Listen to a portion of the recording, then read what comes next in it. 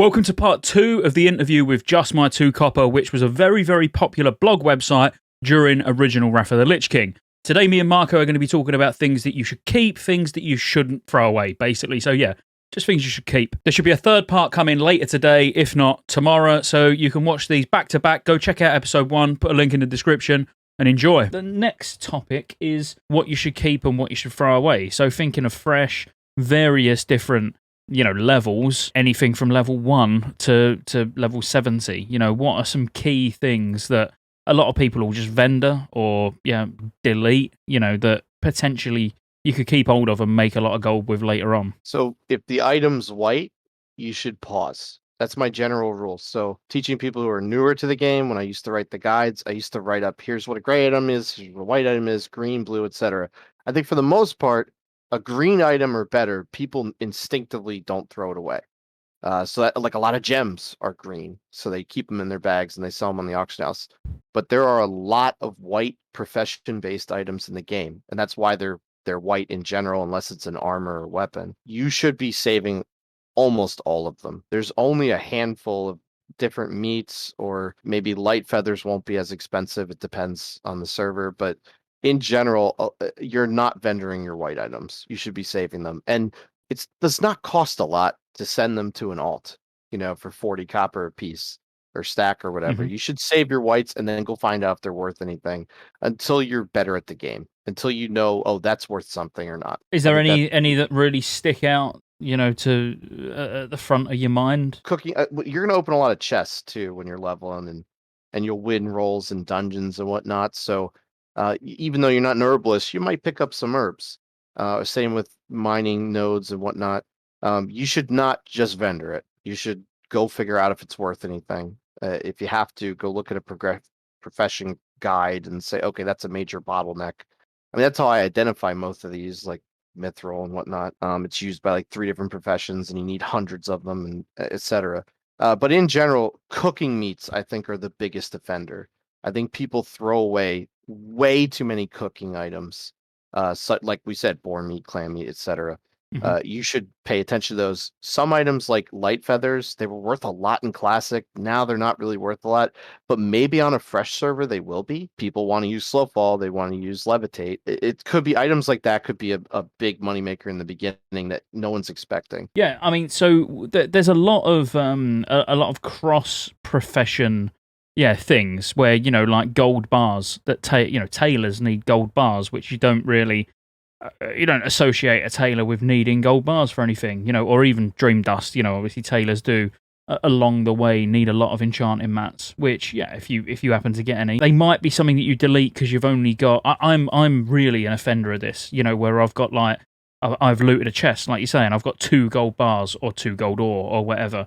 And I'll just vendor it because it's like, well, it's not a stack. What's the point? Those sort of things, you should absolutely be keeping hold of. Well, and like you just said, the idea of throwing things away because you don't have enough room or vendoring them, you have to go get enough room. Like, if you have to, spend the money on bags to upgrade them if you don't have a tailor, because everything you throw away, you didn't earn. And if you get caught on a long expedition where you're doing a bunch of quests, and you could throw away a bunch of money over the course of, an hour or so. Especially if you start deciding like which grays to throw away. Like, now you're in trouble. You start throwing away like this gray's worth 30 silver, this one's worth 60, I'll throw the 30 away.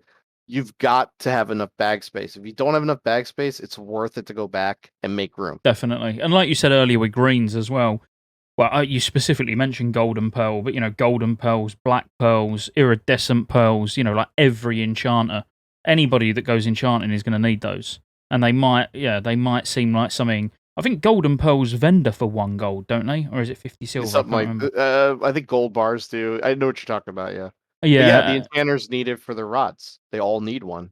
Exactly. You don't want to catch yourself throwing stuff out. If you're throwing stuff out, you're doing something wrong. Flask of Mojo. That's a classic white item that you would vendor, especially if you've gone and done Zolfarok or something like that. Yeah, it's just a white item, but every jewel crafter needs it. Yeah, don't you combine it with like aquamarines or something? Generally, you need the item though, and most people throw it away because it looks like vendor trash. Yeah, exactly. Oh, elemental water. That's the other one. Elemental water, which is white. That can be that can be used in professions as well. And then Flask of Mojos for Aquamarine Signets. Yeah, for 210 to 220. I remember some things. Yeah. But yeah, you can I farm them inside and outside Zul'Farrak or troll camps in Hinterlands. But yeah, it's another white item that you just I've probably deleted loads of those in my time. You know, they vendor for like 2 silver. You're like, oh, that's not bad. You know, you get 10 of them, but you could probably get like 2 or 3 gold if you sell them on the auction house. Yeah, it's huge. If you really want to buy your mounts and stuff as you hit the different level breakpoints, you have to be doing this stuff. You have to be selling things for maximum profit. What about limited time recipes? You know, like vendors to look out for, where you can get, you know, you can buy a recipe for Arcanite Rod or something like that, and then, you know, flip it for double the cost. Well, definitely bags. You know, you want to get bag recipes. I'm not an expert on this part. I forget which recipes get part of your kit in Wrath. I think some things just you get for free is when you're leveling. But I think Mithril Spurs are still going to be huge. Yeah, Mithril Spurs is a good shout. Yeah, not really something that you think about. I experienced this recently. I just rolled a new character. That's the character that I sent you the screenshot of. By the way, very proud of that. I leveled him in a season and I got the shoulders in the same season. Nice. So really proud of that. So I recently experienced that on that character where I went to go buy Mithril Spurs and they were like 300 gold for the recipe. And I said, hold up. And I looked up an alternate way to level the profession that was going to be way less than that, just with a bunch of thorium bars. So one of the things I wanted to point out was you're going to hit these walls when you're leveling the professions where it might make sense to deviate from the guide you're looking at because every server is different. The economies are all different. Sometimes people take advantage, like I like to, of these guides that are out there that say this is the one way to do it. So that's something to point out. Yeah, the recipe is a world drop, I believe. It's not even one that you can camp on a vendor, is it? Yeah, the solution to get around Mithril Spurs is to get gems in Ungro Crater and create thorium items with those gems. You know, the ones, the crystals, sorry, not gems, the crystals. Yeah, I know what you mean. Yeah, it's 2 things I wanted to cover. So the blue items for sure. There's a lot of twink items you're going to pick up that you probably don't recognize as twink items. Just don't throw away your blues. Like, just keep them. There's going to be so many people that go make an alt when they're at 80 and they're going to spend a bunch of money on blues. Definitely, especially weapons, save weapons more than anything else. And then I was going to mention white items that are super important early on are things like the enchanting mats for speed to boots. Everyone recognizes that move speed helps you level faster. So, you know, aquamarines, the lesser, is it nether essence? I forget the name of it, but the green one. Those kinds of things you want to hang on to because everybody wants it. Yeah. I mean, do you think that, like, blue item wise, as I say, when it comes to fresh Wrath servers, for example, you know, you'll literally be able to buy blue items for 5 to 10 silver, maybe up to like 20 silver at launch, because it drops. People just want more than what the vendor cost is. They're not, you know, no one's got golds to spend on blue items. So obviously they do go up, sort of massively go up, maybe by like 10 times, you know. So if there's one for 20 silver, you know, it won't be that long before you could get, like, I don't know, let's say 2 gold, 5 gold, something like that, you know, being realistic. Do you think in Wrath, though, so fresh-wise and in pre-patch, definitely, but you mentioned weapons. Now, outside of actually for twink BG characters, do you think heirlooms are going to destroy the sort of the economy for low-level blues? Yeah, in part, yeah. I'm thinking fresh before you have your heirlooms. I think there's still room to sell some of the weapons, especially something like a wand or a bow, for sure. But that's a fair point. I didn't really think about that too hard. That some of the weapons will go away. I think they're still valuable for sure. Yeah, no, it's something I've been looking at recently. That I just wanted your input on it because there are some, especially like the epics, for example. You know, it's like I don't know, Crollblade or Taran Icebreaker, or you know, any of these lower level leveling weapons. They are better. Destiny They're better than it. Yeah, oh yeah, Destiny's great. Yeah, with the strength proc. Yeah. I mean, I used that on my level 51 Paladin. Yeah, does it get to a point where you look at it and you're like, right, it's 100 gold for an epic? but your heirloom will overtake it in 2-3 levels max or something like that. It was something I can't remember. Don't you need to use end game currency for the heirlooms? Yeah. You need it's emblems of heroism. For yeah, with the So weapons people, actually even Stonekeeper shards, which is the one of the 2 Wintergrass currencies.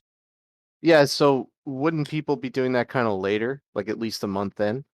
Yeah, I don't think it's going to be something, like my first goal's not like, quick, let's get all the heirlooms. But, because it does take time to get all of the heirlooms or all the ones that are useful. A lot of people just get like the cloth chest and cloth shoulders because, all right, the stats on them are not going to be great, but you're going to get the XP bonus no matter what class you're on. But then I the think one weapons are way obviously expensive. I think one way to look at it is the blue items are good on a timer. Hmm. The blue weapons, if they're going to be replaced by an heirloom, you better sell it within that first month. Yeah. But I still think it's worth saving and selling it after the first 2 weeks. Yeah. Oh, yeah, This is I'd still yeah, save them. Yeah, no, I totally agree. Yeah, it's still definitely worth saving and not just like selling them for 10, 20 silver. Because, like you say, there'll be a lot of people that are completely no life in fresh pre-patch and aiming to try and get a couple of characters up.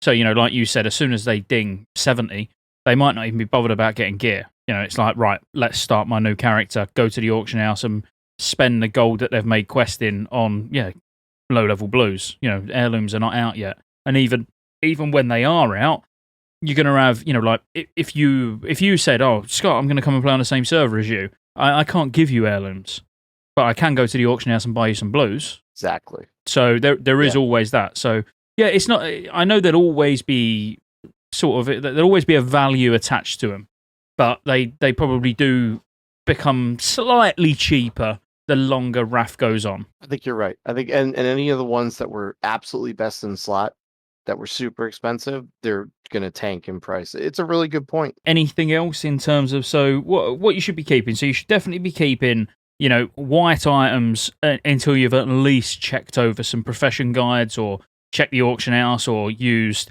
There's add-ons. Zygor's got a profession guide. You've got the gold assistant with rested XP. There's loads of these paid tools that you can use as well.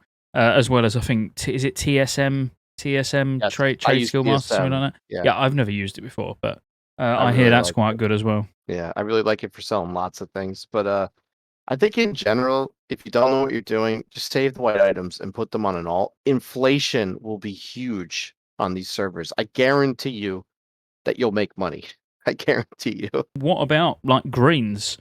Should you be DEing them yourself to get enchanting mats, or straight up vendoring them, or vendoring 2-handed weapons because they're going to give you, the most sort of instant amount of silver or gold, depending on what level you are. What's your view on those? So sometimes you can get very lucky and you can find something you can craft to vendor that makes money, especially on a fresh server. Sometimes you get lucky and you find that kind of scenario. Like you make headbands, high level, I think it's like 55, level 55 headbands, you disenchant them and you might make a little bit of money off that. Those kinds of things are usually very temporary because people find them. Hmm. But in general, you should use some kind of a guide. There's a lot of add-ons will tell you you have this percentage chance of creating a greater eternal essence or an illusion dust or something. So you should absolutely use something. You should not guess when you go to disenchant. And for the two-handed weapons, it depends on what you're disenchanting into. They're worth the most money vendored, but sometimes they're also worth a ton of money when you disenchant them. In general, I think it's the most stat heavy items are the ones that disenchant the best. So your Hmm. helms, your chests, your two-handed weapons, that kind of thing. Is But the you should add-on you use was talking an about was add-on. Enchantrix? Enchantrix, is that the one? Is that the one you Yes. use? Yeah. Just Yeah. checking, A just lot of in case add-ons use anyone that. asks in the comments. At least we can say, yeah, it's Enchantrix. Go and get it. Have you got anything else on? Yeah, what to keep or throw away, or do you think that's sort of a good sort of baseline bit of guidance to it? Yeah, I mean, I think as especially if you're someone coming back like I did previously, you're a little bit of a fish out of water. Don't feel bad. Just just don't make the mistake of vendoring something you don't know. Like if you take the greens, you just vendor them all, you're making a mistake. Enjoy the ride and pause and think about what you're doing and recollect all the things that Marco and Scottejaye told you. Okay, guys, I hope you enjoyed that discussion. Part 3 is going to be called Back to Basics, where we talk about the more basic things that people forget or just overlook. So be sure to look out for that when it comes. Should be today, maybe tomorrow. Obviously, like and subscribe, like the video if you did enjoy the conversation. Like it even if you didn't enjoy the conversation, just help me out, why not? Subscribe to the channel so you don't miss any future videos, and roll the outro. There's lots of ways you can support the channel to keep me here putting out World of Warcraft content and covering all future MMOs. Consider joining the channel as a member. You get access to emotes, everyone will know you're a member when you comment on future videos because you get a nice icon next to your name, and you get access to members-only videos, which I'll be putting a lot of on the channel throughout the year. Additionally, there's a Patreon link in the description as well. Thank you for watching all the way to the end, and I'll see you on the next one.